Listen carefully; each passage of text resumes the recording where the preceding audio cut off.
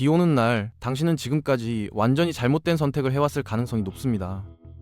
중요한 면접을 앞두고 정성껏 세팅한 머리, 크리스마스 선물로 받은 캐시미어 니트를 입고 나선 그 순간 하늘에서 빗방울이 떨어지기 시작하면 대부분의 사람들은 본능적으로 뛰기 시작하거든요. 빨리 뛰면 비를 덜 맞을 거라는 직관적인 생각 때문인데, 수십 년간 과학자들이 이 문제를 연구한 결과는 우리의 상식을 완전히 뒤집어 놓습니다. 어떤 경우에는 뛰는 것이 오히려 더 젖게 만들 수도 있다는 충격적인 연구 결과들이 나왔고, 심지어 최적의 이동 속도가 바람 속도와 정확히 일치해야 한다는 복잡한 공식까지 등장했기 때문이죠. 오늘은 비 오는 날 걸어야 하는지 뛰어야 하는지 물리학자들과 기상학자들의 연구를 바탕으로 과학적으로 파헤쳐보는 이야기를 해보겠습니다. 일단 기본적인 상황을 설정해 볼게요. 당신이 화창한 봄날 거리를 걷고 있다고 상상해 보세요. 오늘은 정말 중요한 약속이 있어서 평소보다 더 신경 써서 준비했습니다. 헤어드라이어로 머리를 완벽하게 세팅했고 아끼던 옷까지 꺼내 입었죠. 그런데 갑자기 하늘이 어두워지더니 빗방울이 하나둘 떨어지기 시작합니다. 처음에는 가벼운 이슬비인 줄 알았는데 순식간에 폭우로 변해버렸어요. 가장 가까운 지붕까지 약 100m 정도가 남아있는 상황이고 우산은 당연히 없습니다. 이때 당신은 어떻게 해야 할까요? 대부분의 사람들은 본능적으로 뛰기 시작할 겁니다. 비를 맞는 시간을 줄이면 당연히 덜 젖을 거라고 생각하니까요. 이건 상당히 합리적인 추론처럼 보이는데요. 하지만 수십 년 전부터 일부 사람들은 이 직관에 의문을 제기해왔습니다. 뛰면 빨리 도착하니까 비를 맞는 시간은 줄어들지만 앞으로 빠르게 이동하면서 원래는 피했을 빗방울들과 정면으로 부딪히게 되는 게 아니냐는 거죠. 결과적으로 뛰는 것이 오히려 더 많은 빗방울을 맞게 만들어서 더 젖은 상태로 도착하게 될 수도 있다는 주장이었습니다. 이 논쟁을 이해하려면 먼저 비에 젖는 원리를 물리학적으로 분석해 볼 필요가 있어요. 비가 완벽하게 수직으로 떨어지고 있고 일정한 양의 비가 계속 내리고 있는 이상적인 상황을 가정해 봅시다. 이 상황에서 같은 시간 동안 비를 맞는다고 했을 때 당신이 얼마나 빨리 움직이든 위에서 떨어지는 빗방울에 맞는 양은 사실상 동일합니다. 왜냐하면 하나의 빗방울을 피해서 옆으로 이동하면 정확히 같은 비율로 다른 빗방울의 경로로 들어가게 되거든요. 이건 마치 빗방울들이 하늘에서 균일하게 배열된 격자처럼 떨어지는 상황을 생각해보면 이해하기 쉬운데요. 아무리 빨리 움직여도 그 격자에서 벗어날 수는 없다는 거죠. 이 원리에 따르면 동일한 시간 동안 비를 맞는다면 오히려 가만히 서 있는 것이 가장 적게 젖는 방법이 됩니다. 움직이면 위에서 떨어지는 비뿐만 아니라 앞으로 이동하면서 정면에서 맞는 빗방울까지 추가로 맞게 되니까요. 정면에서 맞는 빗방울의 양도 마찬가지로 속도와 무관하게 일정한데요. 빨리 움직여서 하나의 빗방울을 피하면 다른 빗방울의 경로로 들어가게 되는 원리가 똑같이 적용되기 때문입니다. 결국 움직이는 순간 정면에서 맞는 비가 추가되기 때문에 같은 시간 기준으로는 가만히 있는 게 최선이라는 결론이 나오는 거예요. 물론 이건 어디까지나 이론적인 분석이고 현실에서 비를 맞으며 가만히 서 있을 사람은 아무도 없겠죠. 비가 쏟아지는데 제자리에 서서 기다리다가는 완전히 흠뻑 젖어버릴 테니까요. 결국 우리가 진짜 알고 싶은 건 같은 거리의 목적지까지 도달했을 때 어느 쪽이 더 적게 젖느냐는 문제인 겁니다. 시간이 아니라 거리를 기준으로 했을 때 뛰는 것과 걷는 것 중 어느 쪽이 더 유리한지를 따져봐야 하는 거죠. 여기서 중요한 변수가 등장합니다. 바로 비에 노출되는 총시간이에요. 같은 거리를 이동한다고 했을 때 빨리 움직이면 움직일수록 비에 노출되는 시간이 줄어들고 그만큼 위에서 떨어지는 빗방울을 맞는 총량이 줄어들게 되거든요. 예를 들어 100m를 걸어서 2분 만에 가면 위에서 떨어지는 비를 2분간 맞지만 뛰어서 30초 만에 가면 30초만 맞는 셈이죠. 하지만 동시에 빨리 움직이면 정면에서 맞는 빗방울의 양은 늘어나게 됩니다. 앞으로 더 빠르게 돌진하면서 더 많은 빗방울과 부딪히게 되니까요. 이 두 가지 요소가 서로 상충하기 때문에 단순히 빨리 뛰면 덜 젖는다고 말하기가 어려운 겁니다. 그렇다면 실제로 과학자들은 이 문제에 대해 어떤 연구를 진행했고 어떤 결론을 내렸을까요? 놀랍게도 이 단순해 보이는 질문에 대해 수십 년간 수학자, 물리학자, 기상학자들이 진지하게 연구를 진행해 왔습니다. 1976년 하버드 대학의 수학자 데이비드 벨이 이 문제에 대한 최초의 학술 논문을 발표했습니다. 그는 수학적 모델을 통해 비 오는 날 최적의 이동 전략을 분석했는데요. 연구 결과에 따르면 아무리 프로 단거리 선수처럼 빠르게 뛴다고 해도 걷는 것에 비해 고작 10% 정도만 덜 젖는다는 결론이 나왔습니다. 이건 상당히 실망스러운 결과였어요. 우리가 상상하는 것처럼 뛰면 훨씬 덜 젖을 거라는 기대와는 완전히 다른 결과였으니까요. 게다가 대부분의 일반인들은 프로 선수처럼 빠르게 달리지도 못하니까 실제로 얻을 수 있는 이득은 그보다 훨씬 적을 수밖에 없는 겁니다. 죽어나 뛰어봤자 기껏해야 5% 정도 덜 젖는 수준일 수도 있다는 뜻이죠. 1987년에는 이탈리아의 물리학자 알레산드로 데 안젤리스가 비슷한 연구를 진행했는데요. 그의 결론도 벨의 연구와 크게 다르지 않았습니다. 데 안젤리스는 꽤 직설적이고 신랄한 표현으로 자신의 연구 결과를 요약했어요. 빨리 달리면 덜 젖는 건 사실이지만 빠른 걸음 이상의 속도로 뛰어서 얻는 이득은 그 추가적인 노력을 정당화하지 못한다고요. 쉽게 말해서 굳이 헐떡거리며 전력 질주할 필요 없이 그냥 빠르게 걸으면 충분하다는 뜻이었던 겁니다. 이 연구들은 당시 과학계에서 꽤 화제가 되었고 비 오는 날 무조건 뛰어야 한다는 상식에 의문을 제기하는 계기가 되었습니다. 그런데 1996년 두 명의 기상학자가 기존 연구들의 의문을 제기하면서 직접 실험에 나섰습니다. 이들은 이전의 이론적 연구들에 몇 가지 문제가 있다고 택했어요. 우선 사람들의 평균 보행 속도를 과대평가했다는 점이 있었고, 바람의 영향이나 달릴 때 몸을 앞으로 숙이는 자세 변화 같은 현실적인 변수들이 제대로 반영되지 않았다는 점도 지적했습니다.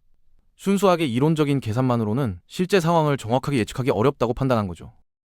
그래서 이들은 실제로 비가 오는 상황에서 직접 실험을 진행하기로 했습니다. 100m 구간을 설정하고 한 명의 연구자는 걷고 다른 한 명은 뛰면서 비를만 실험을 했어요. 그리고 각자가 얼마나 젖었는지를 정량적으로 측정했죠. 이 실험은 이론적 연구들과 달리 바람, 자세 변화, 실제 이동 속도 같은 현실적인 변수들이 자연스럽게 반영되었기 때문에 더 신뢰할 수 있는 결과를 기대할 수 있었습니다. 실험 결과는 상당히 충격적이었어요. 뛴 사람이 걸은 사람보다 무려 40%나 덜 젖다는 결과가 나온 겁니다. 이전 연구들을 말했던 10%와는 완전히 다른 수치였죠. 4배나 큰 차이가 난 거예요. 이 정도 차이라면 뛰는데 드는 노력이 충분히 가치가 있다는 결론에 도달하게 됩니다. 힘들게 뛰어서 거의 절반 가까이 덜 젖을 수 있다면 대부분의 사람들은 뛰는 쪽을 선택하지 않을까요? 하지만 과학자들은 여기서 멈추지 않았어요. 그들은 더 복잡한 변수들까지 고려한 심화 연구를 시작했거든요. 특히 바람의 방향과 세기가 결과에 어떤 영향을 미치는지에 대한 연구가 활발하게 진행되었습니다. 데이비드 벨은 자신의 1976년 논문에서 이미 바람의 영향에 대해 언급했었는데요. 그에 따르면 비가 수직으로 떨어지거나 바람이 정면에서 불어오는 경우에는 무조건 빨리 달릴수록 덜 젖는다고 합니다. 정면에서 바람이 불면 비가 당신을 향해 날아오는 것과 마찬가지인데, 이 상황에서는 가능한 한 빨리 그 구역을 벗어나는 것이 최선이에요. 머무는 시간이 길어질수록 정면에서 날아오는 빗방울을 더 많이 맞게 되니까요. 이런 상황에서는 이론적으로 가능한 한 최대 속도로 뛰는 것이 최선의 선택이 됩니다. 그런데 바람이 뒤에서 불어오는 경우는 상황이 완전히 달라집니다. 이게 정말 흥미로운 부분인데요. 바람이 뒤에서 불면 비도 같은 방향으로 당신을 따라오게 됩니다. 이때는 무조건 빨리 뛴다고 좋은 게 아니에요.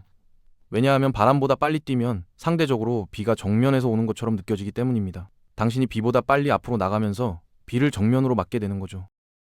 놀랍게도 이 상황에서는 바람의 속도와 정확히 같은 속도로 움직일 때 가장 적게 젖는다는 연구 결과가 나왔습니다. 바람보다 빨리 뛰면 정면에서 맞는 비가 늘어나고, 바람보다 느리게 움직이면 등 뒤에서 맞는 비가 늘어나기 때문에 바람 속도와 동일하게 맞추는 것이 최적의 전략이 되는 거예요.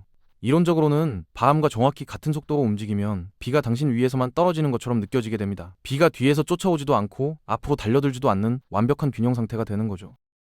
2012년에 유럽 물리학 전리얼에 발표된 프랑코 보치의 연구는 이 문제를 더욱 깊이 파고들었습니다. 논문 제목이 재미있게도 비가 올 때 뛸 것인가 말 것인가였는데요. 그는 기존 연구들을 종합하고 추가적인 변수들까지 고려한 포괄적인 분석을 진행했습니다. 그 과정에서 체형에 따라서도 최적의 이동 속도가 달라질 수 있다는 흥미로운 발견을 했어요. 보치의 연구에 따르면 유난히 마른 체형의 사람들은 특정 최적 속도가 존재할 수 있습니다. 마른 사람은 정면 면적이 작기 때문에 앞으로 빠르게 돌진할 때 맞는 빗방울의 양이 상대적으로 적어요. 하지만 위에서 떨어지는 비를 맞는 면적은 체형에 관계없이 비슷하기 때문에 마른 사람에게는 어느 정도 속도 이상으로 뛰어도 추가적인 이득이 별로 없는 지점이 생기는 거죠. 반면 대부분의 일반적인 체형을 가진 사람들에게는 그냥 가능한 한 빨리 뛰는 것이 최선의 전략이라는 결론이 나왔습니다. 체형이 클수록 정면에서 맞는 비의 양도 늘어나지만 그래도 빨리 뛰어서 노출 시간을 줄이는 것이 더 이득이라는 뜻이에요. 이쯤 되면 비 오는 날 뛰어야 하는지 걸어야 하는지에 대한 질문이 생각보다 훨씬 복잡한 문제라는 걸 알 수 있을 거예요. 단순히 뛰면 덜 젖는다 또는 걸어도 비슷하다라고 단정짓기 어려운 다양한 변수들이 얽혀있는 문제인 거죠. 바람의 방향과 세기, 비의 강도, 자신의 체형, 실제 달리기 속도, 목적지까지의 거리까지 고려해야 하는 셈입니다. 솔직히 말해서 비가 쏟아지는 상황에서 바람 속도를 계산하고 자신의 체형을 고려해서 최적의 이동 속도를 결정하는 건 현실적으로 불가능에 가깝습니다. 스마트폰 앱으로 바람 속도를 확인하고 그 속도에 맞춰서 달리는 속도를 조절하면서 비를 피하는 사람이 과연 있을까요? 아마 그렇게 하는 사이에 이미 흠뻑 젖어버릴 거예요. 과학적인 분석이 현실에서 항상 실용적인 것은 아니라는 좋은 예시가 될 것 같습니다. 그래서 실용적인 결론을 정리해보면 이렇습니다. 과학적으로 볼 때 대부분의 상황에서 뛰는 것이 걷는 것보다 덜 적게 해준다는 건 분명한 사실이에요. 연구에 따라 차이가 있지만 최대 40%까지 덜 젖을 수 있다는 실험 결과도 있으니까요. 바람이 정면에서 불거나 수직으로 비가 떨어지는 상황에서는 가능한 한 빨리 뛰는 것이 최선입니다. 바람이 뒤에서 부는 드문 상황에서는 바람 속도에 맞춰 이동하는 것이 이상적이지만 현실적으로 그걸 정확히 계산하고 실행할 수 있는 사람은 거의 없을 거예요. 그냥 적당히 빠르게 뛰면 됩니다. 하지만 인간적인 측면에서 생각해보면 비 오는 날 무조건 뛰는 것이 정답은 아닐 수도 있어요. 현실에서는 과학 실험실과 다른 여러 가지 변수들이 존재하거든요. 비 오는 날 바닥은 미끄럽습니다. 뛰다가 넘어지면 비에 젖는 것보다 훨씬 큰 문제가 생길 수 있어요. 옷이 더러워지는 건 물론이고 부상을 입을 수도 있으니까요. 특히 가죽 신발이나 굽이 있는 신발을 신고 있다면 뛰는 건 상당히 위험한 선택이 될 수 있습니다. 물웅덩이도 큰 문제예요. 비가 오면 도로 곳곳에 물웅덩이가 생기는데 뛰다 보면 이걸 제대로 피하기가 어렵습니다. 물웅덩이를 밟으면 진흙물이 튀어서 바지가 엉망이 될 수 있고 심하면 온 흙탕물이 튀어버릴 수도 있어요. 차라리 천천히 걸으면서 물웅덩이를 피하는 게 결과적으로 더 깔끔하게 도착하는 방법일 수 있는 거죠. 땀도 고려해야 합니다. 100m 정도야 별거 아니겠지만 좀 더 먼 거리를 전력 질주하면 도착했을 때 비에 젖은 것보다 땀에 젖어서 더 불쾌한 상황이 될 수 있어요. 중요한 면접이나 데이트 약속이 있는 상황에서 헐떡거리며 땀범벅이 된 채로 도착하는 것보다는 차분하게 걸어서 조금 젖은 상태로 도착하는 게 첫인상 관리 측면에서 나을 수도 있는 겁니다. 비에 젖은 건 어쩔 수 없는 상황으로 이해받을 수 있지만 땀에 절어서 숨을 헐떡이는 모습은 좀 다른 인상을 줄 수 있으니까요.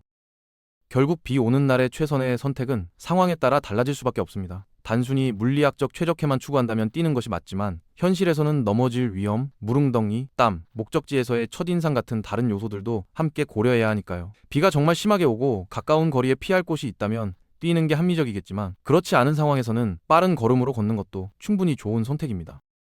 그리고 솔직히 말해서 어떤 형태의 신체 활동이든 귀찮은 건 마찬가지잖아요. 과학이 뭐라고 하든 뛰기 싫으면 안 뛰어도 됩니다. 40% 덜 젖는 것과 편하게 걷는 것 중에 뭐가 더 가치 있는지는 결국 본인이 결정할 문제예요. 어차피 비에 젖는 건 마찬가지이고 40%라는 숫자도 완전히 마른 상태를 보장해주는 건 아니니까요. 뛰든 걷든 어느 정도는 젖을 수밖에 없는 상황에서 굳이 힘들게 뛸 필요가 있는지는 각자의 판단에 달린 겁니다.